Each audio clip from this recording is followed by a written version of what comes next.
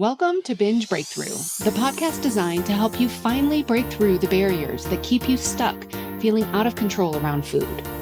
I'm Master Certified Coach Jane Pilger, and I want you to know that no matter how long you've been struggling or what you've tried, food freedom is possible, and I'm here to show you how. After years of therapy, eating disorders treatment, restrictive diets, and reading all the books, I was still stuck in the on-again, off-again cycle of restricting and binging until I was able to see it all from a new perspective that changed everything. Each week, I will share the strategies, tools, and mindset that allowed me to overcome my decades-long battle with binge eating. Your journey to body trust starts now. Let's dive in. Hello, trusted listener. Welcome to Binge Breakthrough. I consider you a trusted listener because I trust that you are here for a reason. I trust that you are going to hear something that is insightful and impactful for your journey with food. So today we're going to talk about something. This episode was actually inspired by a recent talk that I did in someone's group. This was in a group of women. I was speaking to them about the topic of understanding binge eating. What is binge eating? Why do we do it? And how do we stop? And at the end of the talk, we opened it up for Q&A, and a person in the group asked me this question. She said, what was the biggest change for you that allowed you to go from someone who binges a lot to someone who doesn't do that anymore? And I thought, what a great question. And this is something I want to talk about on the podcast. And here's what's really fascinating for me is I will share with you what I shared in the moment without really any time to think on the topic. And then I've had a little bit of time to think about it. And so I've got some additional thoughts that I will share with you as well. So in the moment, very first hearing the question, here are the four things that I said were kind of the biggest thing. If I could look at overall the biggest change for me to kind of allow me to make that change, to go from someone who binges to someone who doesn't. So change number one, getting help. Just overall getting help. I really don't think I could have gotten where I am on my own. Even from, if I think about the very beginning, the very first help I ever received, I refused to talk to anybody. I refused to tell anybody about what was happening for me. And this therapist, she was specifically an eating disorders therapist, and she helped me see that me keeping this a secret and me hiding in shame was not going to be helpful. So she is the one who helped me work through understanding why it would be beneficial for me to tell my loved ones, to tell the people who really cared so much about me. And I don't know that I would have been able to do that without her. Then I look at over the years, I've received a lot of help in a lot of different ways and avenues. And if I think about each one in particular, there have been some that, haven't really been that helpful. But I could probably say from almost everybody that I received help from, there was some sort of insight, some sort of key learning, key point that I was able to create in my own transformation of change that I don't know that I would have been able to see for myself. So that was the first thing that came to me, getting help. Second one, expanding my emotional capacity. I did not have a very large emotional capacity growing up. It just wasn't modeled to me. And so I didn't know what to do with my emotions. So when my emotions came, because I'm human, I will have emotions. I did not know what to do with them. They felt big. They felt scary. They felt overwhelming. And so it makes so much sense that I learned to attempt to regulate those emotions, to regulate what was going on in my body with food. It's what I knew at the time. So if I'm going to continue to have these emotions and I'm not going to continue to regulate or try to deal with them through food, then it makes sense that the next step would be to expand my emotional capacity. So that was also huge for me. The third thing that I shared with this group was relaxing my rigidity and my rules around food. I used to have a lot of rules, a lot of rigidity, a lot of black and white thinking. I am either eating perfectly and I am doing so great, or I'm not. And then when I would not be following my rules perfectly, then I would think, well, I already screwed up. I messed up. I might as well, I've already messed up. I'm going to be good tomorrow. Let me just get it out of my system now. So getting off of that pendulum of I'm either eating perfectly or I'm eating not, or I'm just not, I'm just completely off the rails, really relaxing my rigidity and finding that balance from the black and white really helped me a lot. And then the fourth and final thing I shared with the group as to the biggest change for me was learning about the nervous system. This has been so important, not only in my journey with food, but I would say just my overall experience with life, with understanding myself, understanding how my brain works, how my body works, how my nervous system works, understanding the nervous systems of other people, the way that it has impacted my relationships, my close relationships, when I can understand where they are in their nervous system, when I can understand where I am in my own nervous system and how that is going to impact my ability to respond versus react, has been huge. And as part of this, learning about the nervous system really has been creating safety and trust. When we don't feel safe, either with ourselves, when we don't feel safe with our emotions, when we don't feel safe around certain foods, it makes sense that that threat response of our nervous system is going to be activated. And when the threat response is activated, it is going to do whatever it knows to do to help us try to feel safe. And for many of us, what that is food, because we have used food to create safety for a long time. So we need then to create safety through other ways before we can even anticipate or expect ourselves to take away the safety of food. There's also a matter of trust. Do I trust myself? Do I trust myself to be around certain foods? Do I trust myself to respond in certain ways? This all does have to do with the nervous system as well, understanding, regulating, working with the nervous system. So those were the four things that I shared within this group. Just from the very first time getting asked this question, what was the biggest change that allowed you to kind of go from this person who feels so out of control around food to somebody who feels really pretty darn peaceful around food most of the time? I will not say all of the time because I'm still human. So these were my answers: getting help, expanding my emotional capacity, relaxing my rigidity and my rules around food, and learning about the nervous system and creating safety and trust with myself and with food. So that was my response in the moment. And so I wrote these things down. I thought, oh, that's going to be such a great podcast.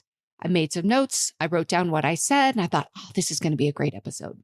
Then, as I do, I started thinking about it a little bit more. And in preparation for this podcast, I actually hadn't even remembered that I had said those four things. I knew this was the question: what was the biggest change for you? And I started really thinking about it. And in thinking through it, having time to think through it a little more, I came up with basically three words that I would say are the biggest change. You will hear they are very similar to the first, but these three words: connection, compassion, and curiosity. If I could distill it down to three things, it would be those three things: connection, compassion, and curiosity. And I don't believe that anyone can overcome binge eating without these three things: connection, compassion, and curiosity. So let's dive into each one just a little bit. So connection, what does that mean? If I could distill recovery from binge eating, healing from binge eating, healing your relationship with food, if I could distill it to one single word, it would be connection.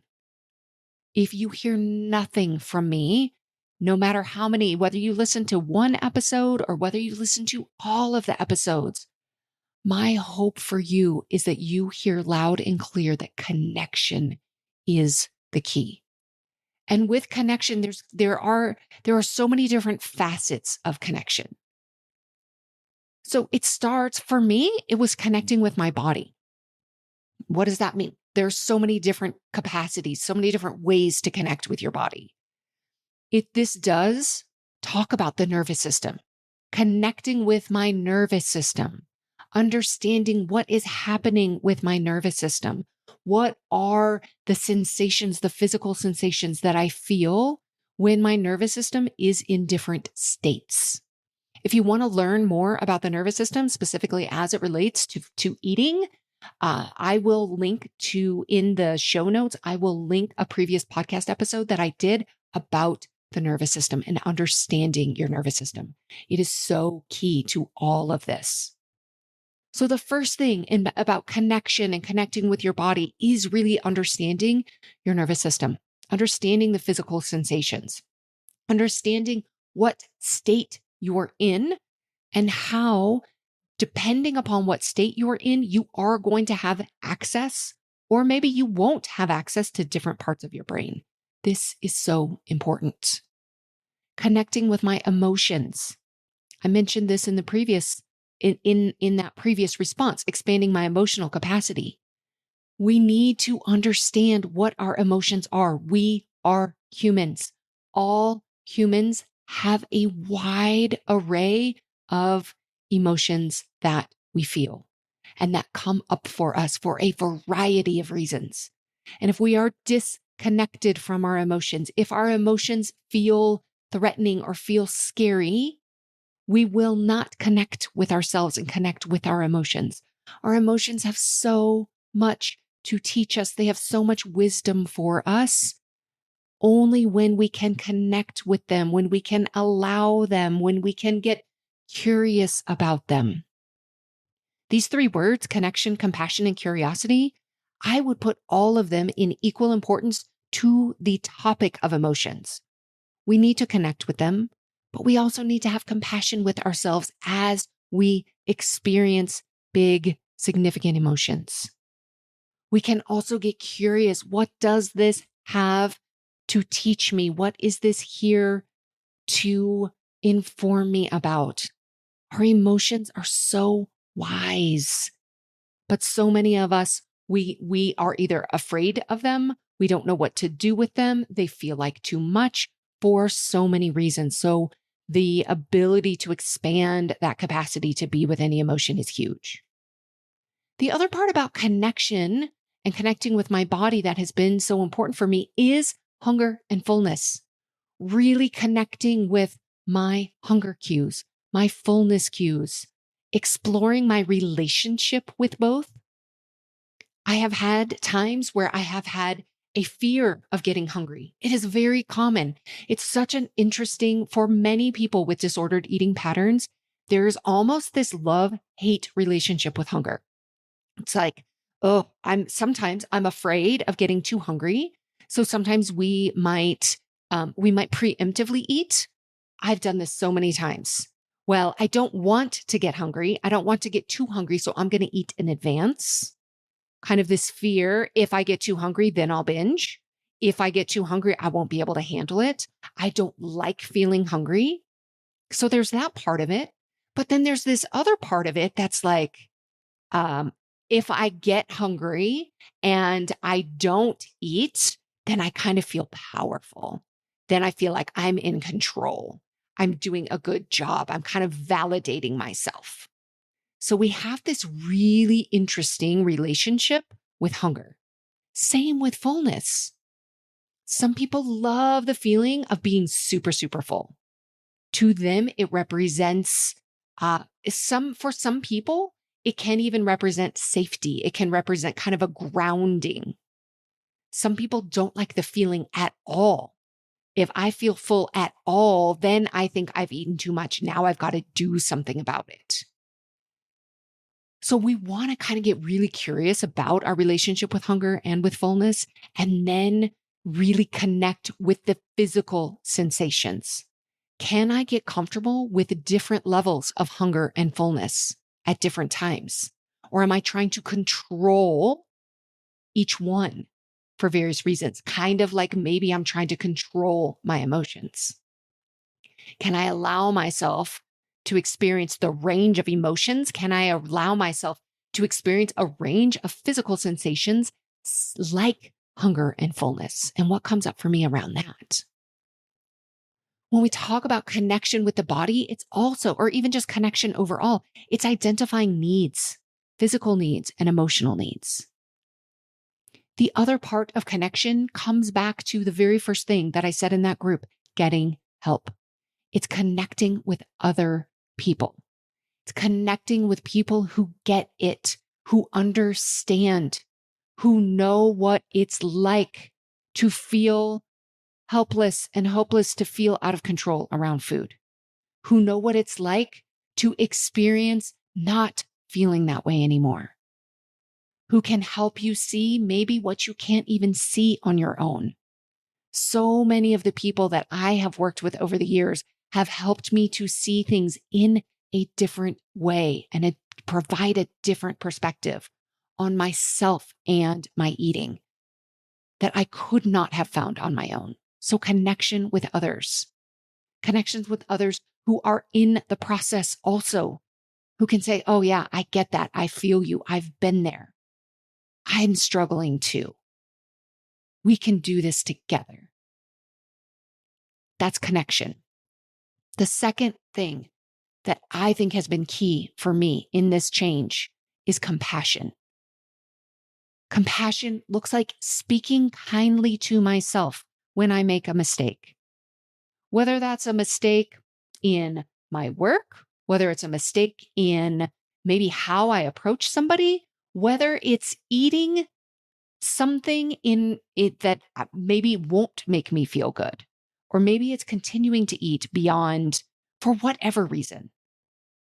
I don't like to think about like eating food like that as a mistake, but when I show up in ways that don't really align with who I want to be, that aren't in alignment with my values, speaking kindly to myself.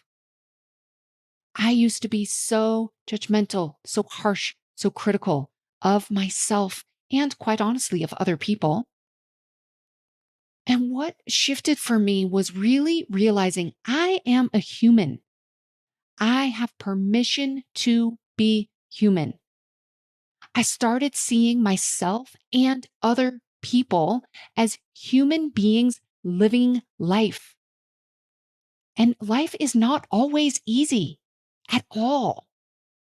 We're not just trying to be like it's not what we do or what we achieve, what we have or what we've done. It's who we are on a day-to-day basis.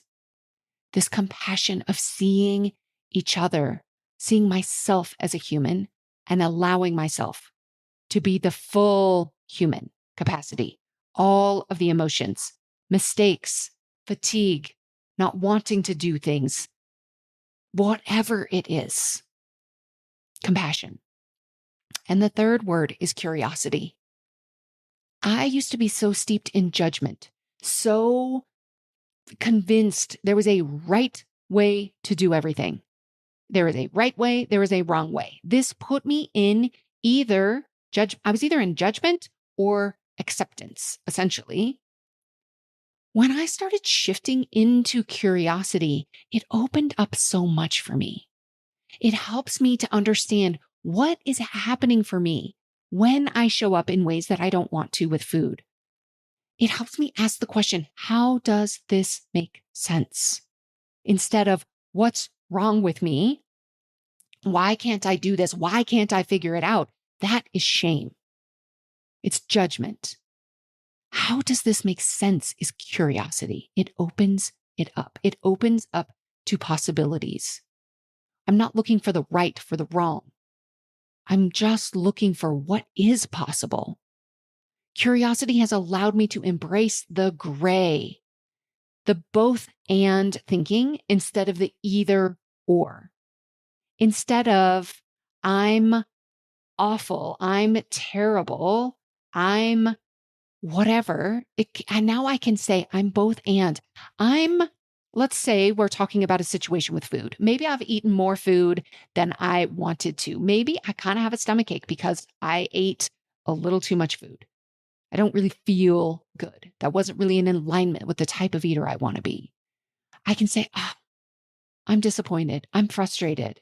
And also, I'm human. This makes sense. I'm on the path. I'm figuring this out. I'm going to learn from this. It can be both and instead of either or.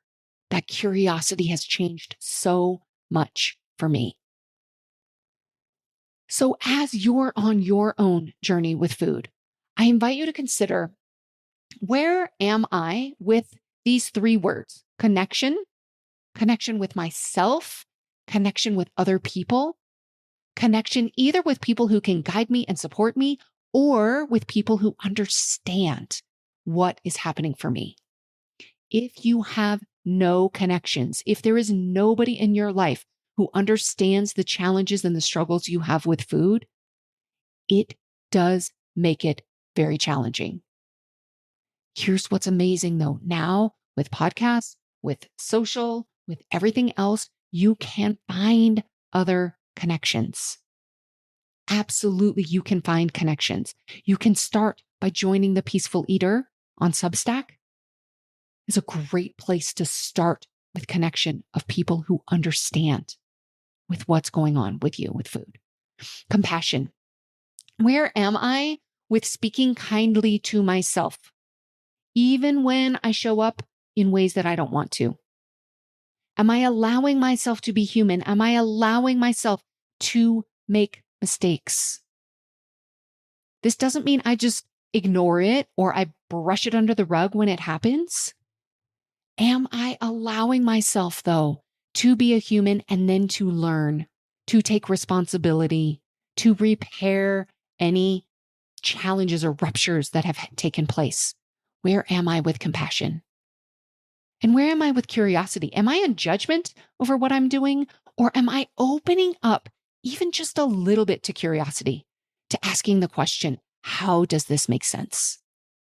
Can I find not the black and white? Can I find the gray? Can I find the both and thinking?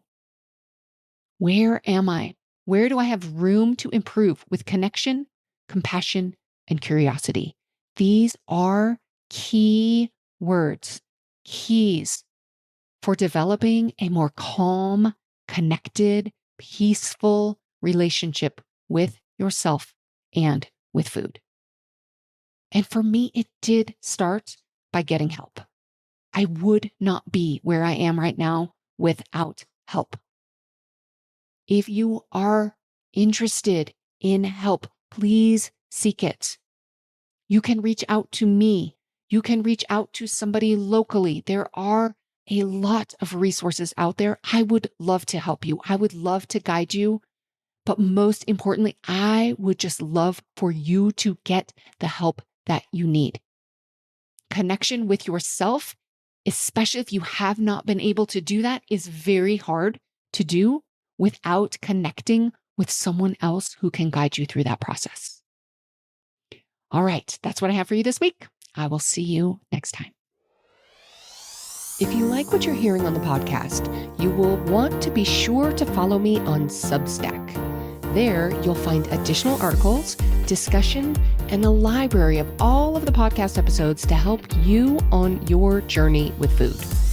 You can also access deep dive workshops and get behind the scenes audio and video that will help you understand and overcome your food struggles. Find me under The Peaceful Eater at janepilger.substack.com. I'll see you there.